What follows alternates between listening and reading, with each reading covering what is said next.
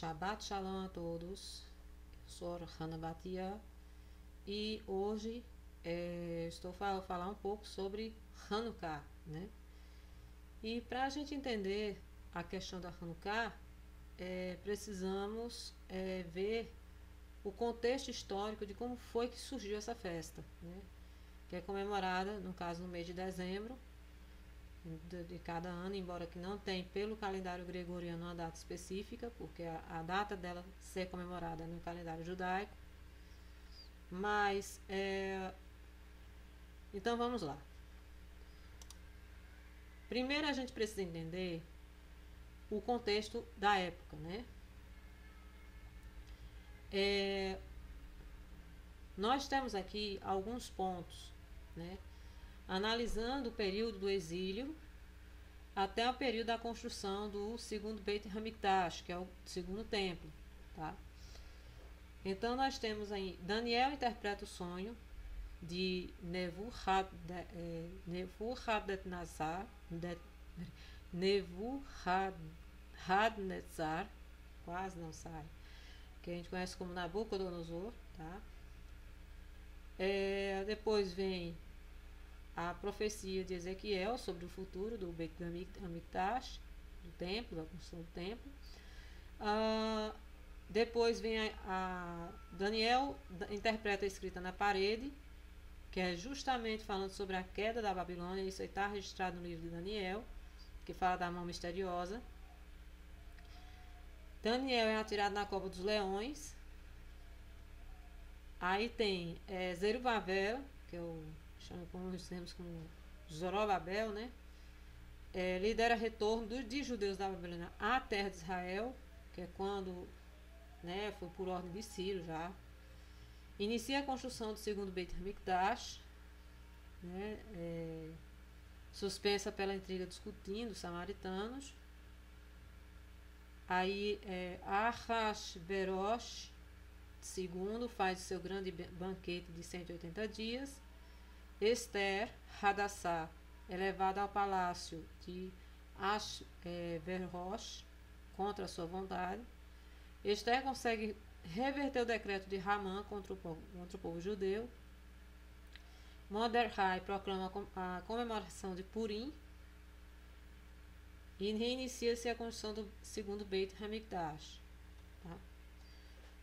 Bom, antes da gente prosseguir, eu vou ler, que aqui está tudo fragmentado. Então, eu vou ler passagens, tá? Das quais se trata justamente desse assunto relacionado aos acontecimentos da época do exílio até, vamos botar assim, aproximadamente até a época do segundo templo, certo? Então, eu vou começar com a leitura do livro de Daniel, capítulo 2, que diz o seguinte: No segundo ano de seu reinado, Nabucodonosor teve sonhos. Sua mente ficou tão perturbada que ele não conseguia dormir. Por isso o rei convocou os magos, os encantadores, os feiticeiros e os astrólogos, para que lhe dissessem o que ele havia sonhado.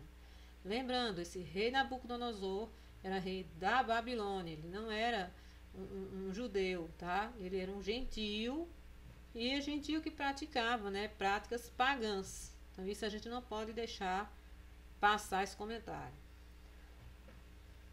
Para que lhe dissessem o que ele havia sonhado. Quando eles vierem se apresentar ao rei, este lhes disse: Tive um sonho que me perturba e quero saber o que significa. Então os astrólogos responderam em aramaico ao rei: Ó rei, vive para sempre. Conta o sonho aos teus servos e nós os interpretaremos. O rei respondeu aos astrólogos: Esta é a minha decisão. Se vocês não me disserem qual foi meu sonho e não interpretarem, farei que vocês sejam cortados em pedaços e que suas casas se tornem montes de entulho. Mas se me revelarem o sonho e interpretarem, eu lhes darei presentes, recompensas e grandes honrarias. Portanto, revelem-me o sonho e sua interpretação. Mas eles tornaram a dizer: Conte o rei o sonho a seus servos e nós os interpretaremos. Então o rei respondeu: Já descobri que vocês estão tentando ganhar tempo, pois sabem da minha decisão. Se não me contarem o sonho, todos vocês receberão a mesma sentença, pois vocês combinaram enganar-me com mentiras, esperando que a situação mudasse. Conte-me o sonho e saberei se vocês são capazes de interpretá-lo para mim.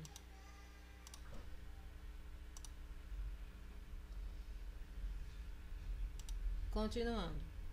Os astrólogos responderam ao rei: não há homem na terra que possa fazer o que o rei está pedindo. Nenhum rei, por maior e mais poderoso que tenha sido, chegou a pedir uma coisa dessas a nenhum mago, encantador ou astrólogo. O que o rei está pedindo é difícil demais. Ninguém pode revelar isso ao rei, senão os deuses. E eles não vivem entre os mortais. E isso deixou o rei tão irritado e furioso que ele ordenou a execução de todos os sábios da Babilônia. E assim foi emitido o decreto para que fossem mortos os sábios. Os encarregados saíram à procura de Daniel e dos seus amigos para que também fossem mortos. Arioque, o comandante da guarda do rei, já se preparava para matar os sábios da Babilônia. Bom, continuando aqui. Arioque, o comandante da guarda do rei, já se preparava para matar os sábios da Babilônia, quando Daniel dirigiu-se a ele com sabedoria e bom senso. Ele perguntou ao oficial do rei por que o rei emitia um decreto tão severo. Arioque explicou o motivo a Daniel. Diante disso, Daniel foi pedir ao rei que lhe desse um prazo, e ele daria interpretação. Daniel voltou para casa, contou o problema aos seus amigos, Hananias, Misael e Azarias, e lhes pediu que rogassem a Deus os céus que tivesse misericórdia acerca deste mistério, para que ele e seus amigos não fossem executados com os outros sábios da Babilônia. Então o mistério foi revelado a Daniel de noite, numa visão. Daniel louvou ao Deus dos céus e disse: louvado seja o nome de Deus para todo sempre. A sabedoria e o poder a ele pertencem. Ele muda as épocas e as estações, destrona reis e estabelece. Dá sabedoria aos sábios e conhecimento aos que sabem discernir. Revela coisas profundas e ocultas. Conhece o que jaz nas trevas, e a luz habita com ele. E eu te agradeço e te louvo, ó Deus dos meus antepassados. Tu me deste sabedoria e poder e me revelaste o que pedimos. Revelaste-nos o sonho do rei. Então Daniel foi falar com Arioque, a quem o rei tinha designado para executar os sábios. Ele disse: não execute os sábios. Leve-me ao rei, e eu interpretarei para ele o sonho que teve. Imediatamente Arioque levou Daniel ao rei e disse: encontrei um homem entre os exilados de Judá que pode dizer ao rei o significado do sonho. O rei perguntou a Daniel, também chamado Beltesazar: você é capaz de contar-me o que vi no meu sonho e interpretá-lo? Daniel respondeu: nenhum sábio, encantador, mago, adivinho é capaz de revelar ao rei o mistério sobre o qual ele perguntou. Mas existe um Deus dos céus que revela mistérios. E ele mostrou ao rei Nabucodonosor o que acontecerá nos últimos dias. Os sonhos e as visões que passaram por tua mente quando estávamos deitados foram as seguintes. Quando estavas deitado, ó rei, tua mente se voltou para as coisas futuras, e aquele que revela os mistérios te mostrou o que vai acontecer. Quanto a mim, esse mistério não me foi revelado porque eu não tinha mais não me foi revelado porque eu tenha mais sabedoria do que outros homens, mas para que tu, ó rei, saibas a interpretação e entendas o que passou pela tua mente. Tu olhaste o rei, e diante de ti estava uma grande estátua, uma estátua enorme e impressionante, e a sua aparência era terrível. A cabeça da estátua era feita de ouro puro, o peito e o braço de prata, o ventre e os quadris eram de bronze, e as pernas eram de ferro, e os pés eram parte ferro, parte barro. Enquanto estavas observando, uma pedra soltou-se sem auxílio de mãos, atingiu a estátua nos pés de ferro e de barro e esmigalhou. Então o ferro, o barro, o bronze, a prata e o ouro foram despedaçados, viraram pó, como o pó que debrulha do trigo na eira durante o verão. O vento os levou sem deixar vestígio, mas a pedra que atingiu a estátua tornou-se uma montanha e encheu a terra toda. Foi esse o sonho, e nós interpretaremos para o rei. Tu, ó rei, és rei de reis. O Deus do céu concedeu-te domínio, poder, força e glória.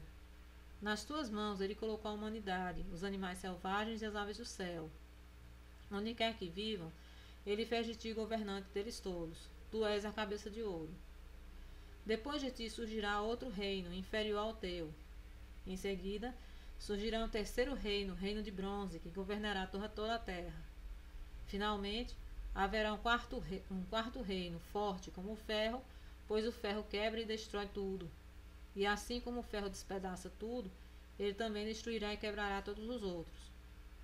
Como viste, os pés e os dedos eram em parte barro e em parte ferro. Isso quer dizer que esse será um reino dividido, mas ainda assim terá um pouco da força do ferro, embora tenhas visto o ferro misturado com barro. Assim como os dedos eram em parte ferro e em parte barro, também esse reino será em parte forte e em parte frágil. E como viste, o ferro estava misturado com o barro. Isso significa que se buscarão fazer alianças políticas por meio de casamentos, mas a união decorrente dessas alianças não se firmará, assim como o ferro não se mistura com o barro.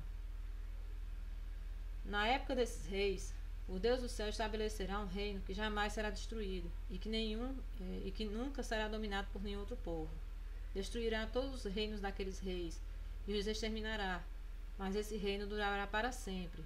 Esse é o significado da visão da pedra que se soltou em uma montanha, sem auxílio de mãos, pedra que esmigalha o ferro, o bronze, barra, prata e o ouro. O Deus poderoso mostrou ao rei o que acontecerá no futuro. O sonho é verdadeiro e a interpretação é fiel. Então o rei Nabucodonosor caiu prostrado diante de Daniel. Prestou-lhe honra e ordenou que lhe fosse apresentada uma oferta de cereal e incenso. O rei disse a Daniel: não há dúvida de que o seu Deus é o Deus dos deuses, Senhor dos reis e aquele que revela os mistérios, pois você conseguiu revelar este mistério. Bom, eu vou parar por aqui na leitura de Daniel, tá? E aí eu procurei aqui um desenho para exemplificar a estátua, né, vista no sonho por Nabucodonosor, né? Nós temos aqui a cabeça de ouro. Bom, continuando, então para ilustrar, eu peguei uma imagem da internet, né, em que a gente vê a estátua, né, o modelo que mais ou menos seria a estátua do sonho de Nabucodonosor, a cabeça de ouro, os braços e o peito de prata, o quadril de bronze, as pernas de ferro e os pés de ferro misturado com barro. Tá? De fato é uma estátua bem estranha, né? E cada parte dessa está representada por um império. Como foi interpretado no próprio sonho, nós tivemos aqui a cabeça de ouro, que era o próprio Nabucodonosor, com o Império Babilônico. Depois houve o Império Medo-Persa, representado pelo peito e os braços de prata. E vamos parar aqui, nos concentrar no Império Bronze, que é o Império Grego. Agora, como é que a gente sabe que é o Império Grego, né? A própria Escritura ela nos dá essa resposta, tá? Daniel capítulo 8. No terceiro ano do reinado do rei Belsazar era ainda rei da Babilônia, tá? Eu, Daniel, tive outra visão, a segunda. Na minha visão, eu me vi na cidadela de Suzã, na província de Elão, e na visão eu estava junto do canal de Ulai. Olhei para cima e diante de mim, junto ao canal, estava um carneiro. Seus 2 chifres eram compridos, um mais que o outro. Mas o mais comprido cresceu depois do outro. Observei o carneiro enquanto ele avançava para o oeste, para o norte e para o sul. Nenhum animal conseguia resistir-lhe, ninguém podia livrar-se de seu poder. Ele fazia o que bem desejava e foi ficando cada vez maior. Enquanto eu considerava isso, de repente um bode, com um chifre enorme entre os olhos, veio do oeste, percorrendo toda a extensão da terra, sem encostar no chão. Ele veio na direção do carneiro de 2 chifres que eu tinha visto ao lado do canal, e avançou contra ele com grande fúria. Eu vi atacar furiosamente o carneiro, atingi-lo e quebrar seus 2 chifres. O carneiro não teve forças para resistir a ele. O bode o derrubou no chão e o pisoteou, e ninguém foi capaz de livrar o carneiro do seu poder. O bode tornou-se muito grande, mas no auge da sua força o seu grande chifre foi quebrado e em seu lugar cresceram 4 chifres enormes na direção de 4 ventos da terra. De um deles saiu um pequeno chifre, que logo cresceu em poder na direção do sul, do leste na terra magnífica. Cresceu até alcançar o exército dos céus, e atirou na terra parte do exército das estrelas e os pisoteou. Tanto cresceu que chegou a desafiar o príncipe do exército. Suprimiu o sacrifício diário oferecido ao príncipe. Olha só! Suprimiu o sacrifício diário oferecido ao príncipe. Vamos guardar essa. E o local do santuário foi destruído.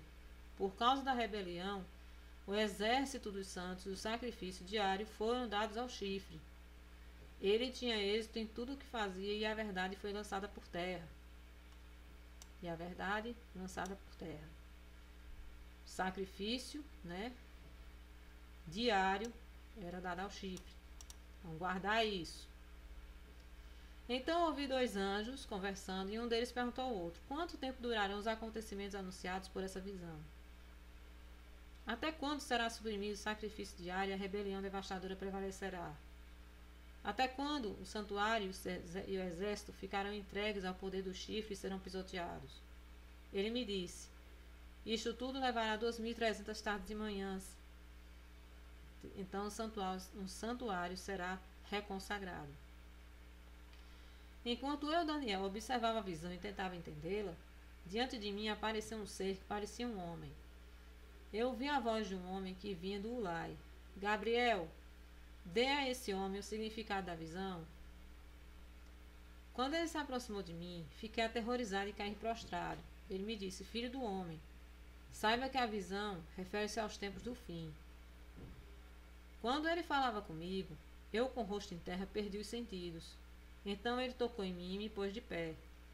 E disse: vou contar-lhe o que acontecerá depois, no tempo da ira, pois a visão se refere ao tempo do fim.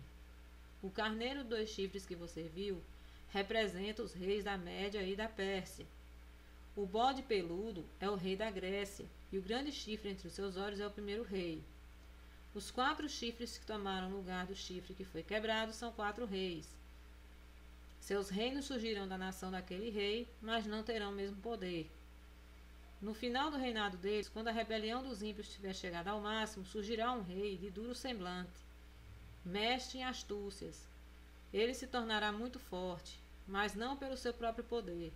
Provocará devastações terríveis e será bem sucedido em tudo que fizer. Destruirá os homens poderosos e o povo santo. Com o intuito de prosperar, ele enganará muitos e se considerará superior aos outros. Destruirá muitos que nele confiam e se surgirá contra o príncipe dos príncipes. Apesar disso, ele será destruído, mas não pelo poder dos homens. A visão das tardes e manhãs que você recebeu é verdadeira. Cele, porém, a visão, por refere-se ao futuro distante. Bom, vamos parar por aqui. Ele citou aqui Média e Pérsia e Grécia. E nós vamos aqui para a linha do tempo, né? Do rei, da história judaica. Deixa eu voltar aqui que saiu do lugar. Pronto. A gente sabe que no período dos Medo-Persas, né, houve a questão do retorno do povo judeu para Eretz Israel, tá? E que justamente é na época de Esdras, Neemias, né?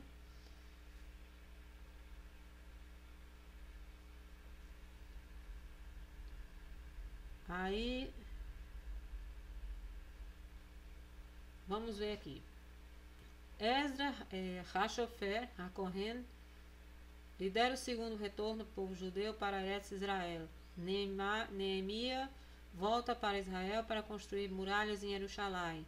Falece Ezra Hashofer, fundador e líder de Anshei Neset Hagdolah, de sábios e profetas, que publicaram e confirmaram a santidade dos 24 livros do Tanar, o texto das preces da Mishnah e outras melhorias. Termina o período dos profetas. Os últimos são Haggai, Zecharia e Malachi, no caso Ezra, né? Cutim, samaritanos tentam destruir o Beit Hamikdash através dos gregos. Como não conseguem, constrói seu templo no Monte Gerizim, no Monte Grisim. Vamos dar uma xeretada aqui onde é que fica esse Monte Grisim, né? Ou Gerizim.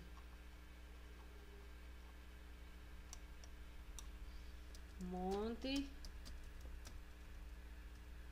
Grisim.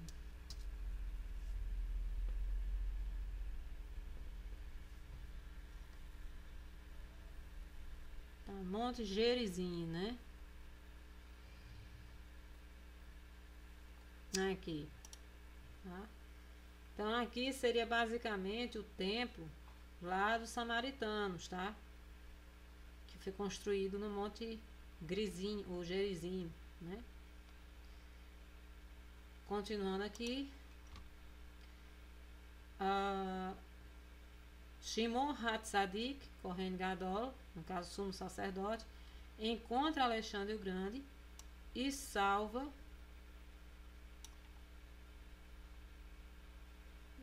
Jerusalém. Kohanim nascidos neste ano são chamados de Alexandre. Então vamos ver aqui. Aqui é uma história muito interessante, né? Deixa eu pegar aqui. Shimon Hatzadik. Vamos botar aqui o nome de, se eu não me engano, parece que o nome dele é Jazão, se eu não me engano. Jazão.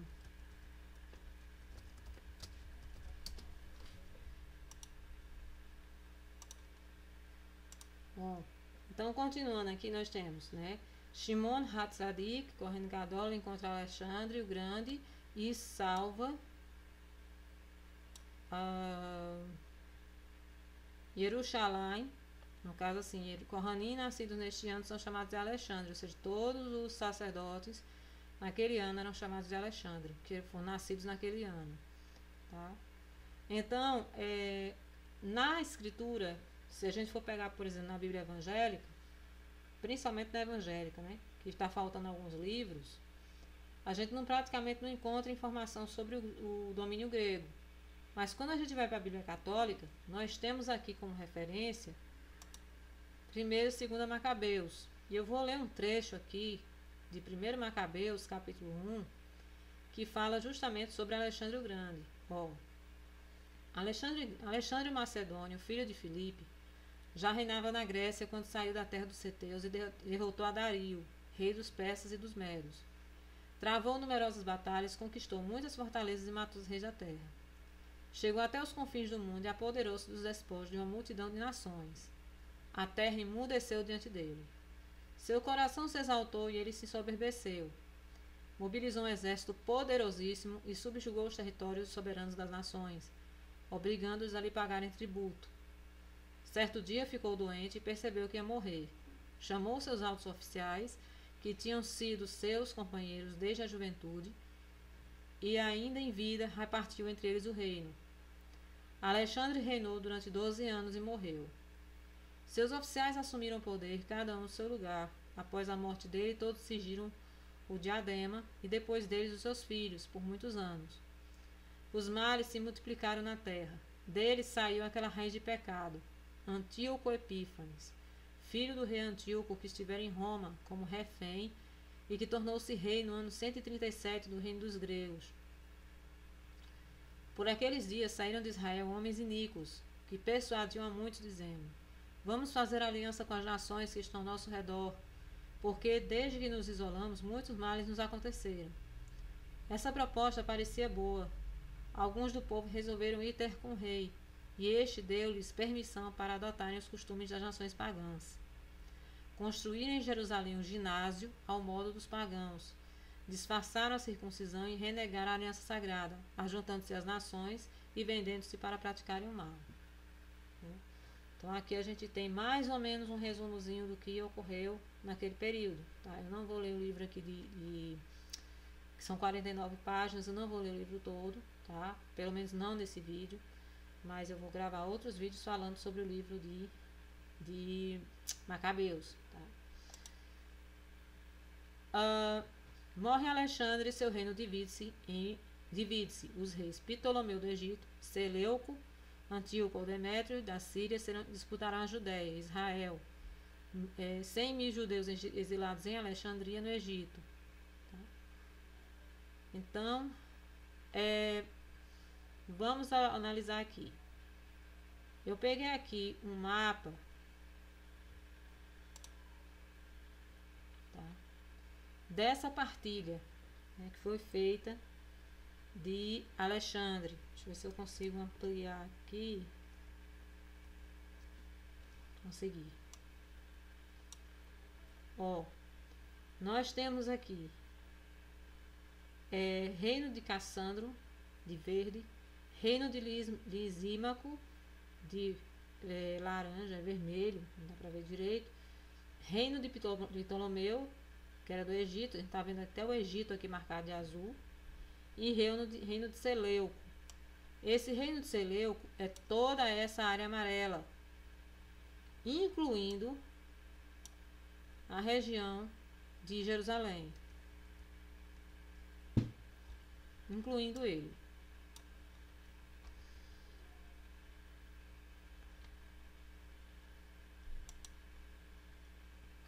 Falece Shimon Hatzadik ben Honyon ben Yadua, Oído, ben Yohanan ben Yasher ben Yehoshua ben Yehotzedek, primeiro Kohen Gadol do segundo templo, sobrinho de Esdras.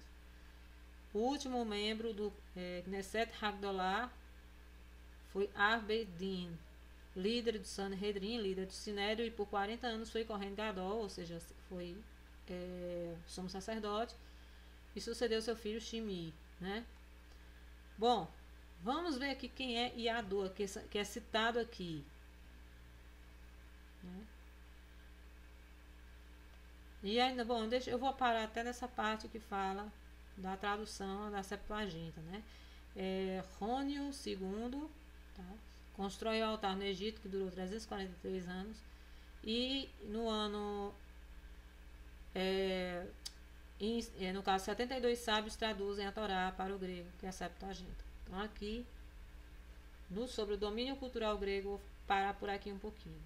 Agora vem a questão: por que Alexandre o Grande não fez essa imposição da tentativa de helenização do povo judeu em comparação com o Etíoco Epífanes? Já foi bem depois de Alexandre, né? Então, Jadua, também conhecido como Jedes ou Jade, ou Yad, foi sumo sacerdote em Israel na época de Alexandre o Grande, estava conquistando a Pérsia. Após haver tomado Damasco e Sidom durante o cerco a Tiro, Alexandre enviou uma mensagem a Jadua, como sumo sacerdote, com 3 demandas: que Israel fornecesse tropas, que permitisse livre trânsito entre o exército macedônio e Jerusalém, e que fosse-lhe dada toda a ajuda, assim como eles haviam dado a Dario III. A carta vinha acompanhada de uma sugestão de que o sumo sacerdote deveria pensar bem se era melhor estar do lado do vencedor ou do lado do vencido.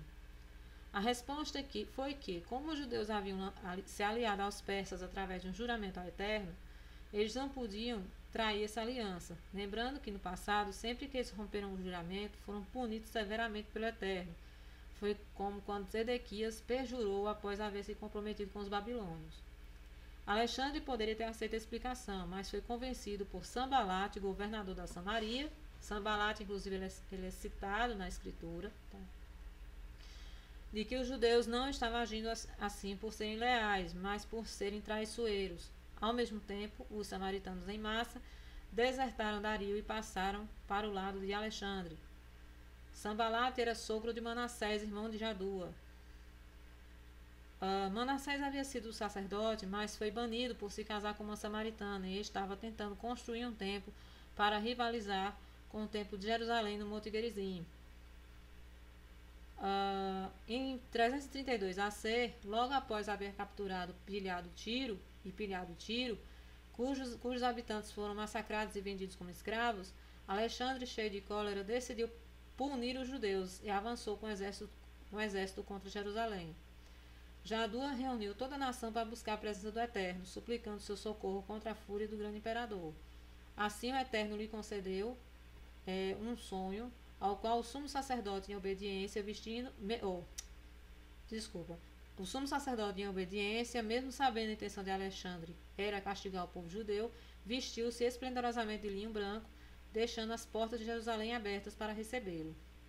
Os judeus, porém, ao invés de entrar em pânico, se prepararam como se houvesse uma grande festa, decorando as ruas e se vestindo com roupas de festa. Assim que Alexandre chegou, ficou deslumbrado com a visão, desmontou do seu cavalo e se prostrou diante do sumo sacerdote Jadua, dizendo: Bendito seja esse Deus que tem você como servo. Quando Parmênio, um dos oficiais favoritos, questionou Alexandre por que, sendo ele um conquistador orgulhoso, mostrava reverência ao sacerdote judeu, Alexandre respondeu que antes de iniciar a campanha tinha tido um sonho cujo homem, vestido de linho branco, o comandava a sair imediatamente da Grécia e iniciar sua campanha, pois a Pérsia seria entregue em suas mãos, e que esse homem era o sacerdote Jadua. Alexandre permaneceu alguns dias em Jerusalém, conheceu e ofereceu sacrifícios a Deus no templo. Ouviu as profecias de Daniel, fez várias concessões aos judeus, exigindo apenas que os judeus que nascessem naquele ano em Jerusalém fossem chamados de Alexandre, e que os judeus passassem a contar os anos a partir da era de Alexandre, que começou no dia em que ele havia começado a reinar, em 1º de outubro de 312 AC. Alexandre apontou Andrômaco como governador da Judéia, mas os samaritanos assassinaram o governador e foram punidos com execuções e exílio, e Samaria foi repopulada com macedônios.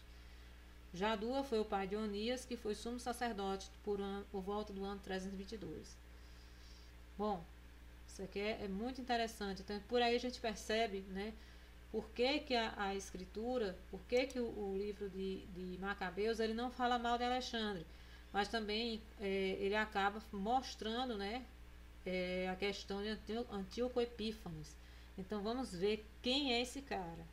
Quem é esse Antíoco Epífanes, né, que fez essa... que era tão mal assim, né? Antíoco IV Epifânio foi um rei da dinastia Seleucida que governou a Síria entre 175 AC e 164 AC.